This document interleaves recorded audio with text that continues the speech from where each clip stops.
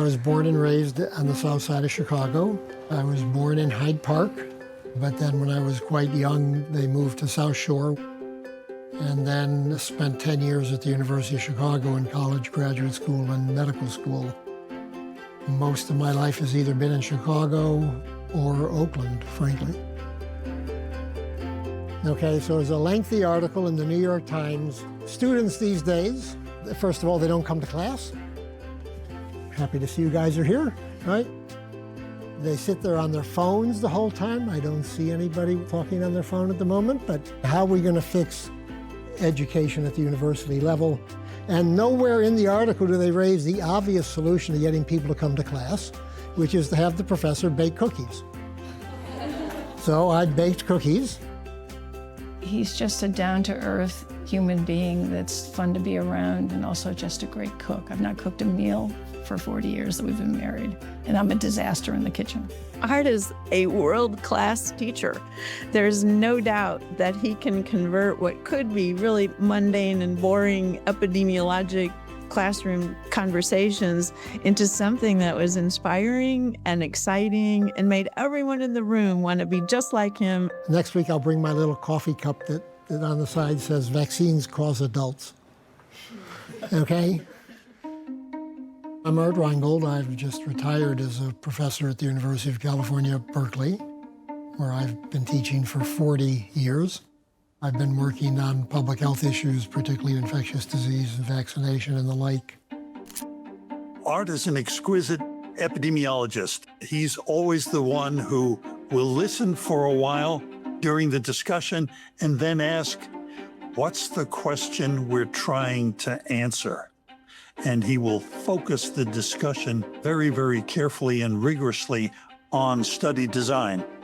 Art really did a remarkable job of identifying ways to answer a question that brought together a lot of different collaborators in a way that really advanced public health in so many ways, as well as providing a lot of opportunities for training.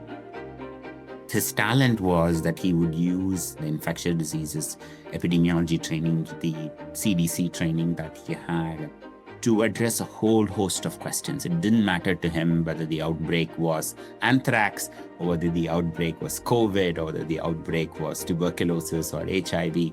It didn't matter to him. He brought that same visionary understanding of how to systematically think about infectious diseases and outbreaks and bring an evidence-based approach to solving those problems.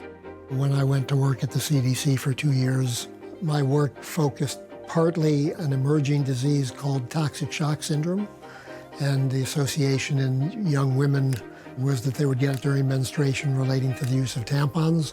So I have tampon boxes here dating back to the 1980s.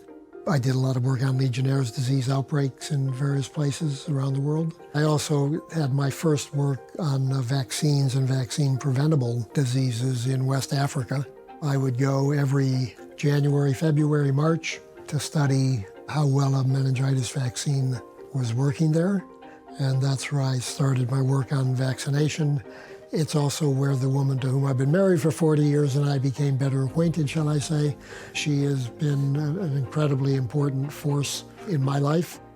Has made it possible for me to do all the things I do and still have a harmonious home life.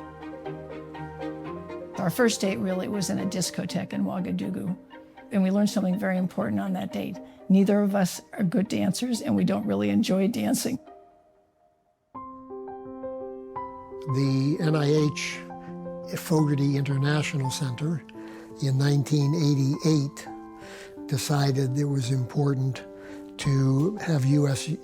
schools of medicine and public health train people in low and middle income countries in how to do AIDS research. And I convinced my friends at UCSF that they should let me be the principal investigator for a joint application between Berkeley and UCSF. He was responsible for training an entire generation of public health to do research with HIV and AIDS.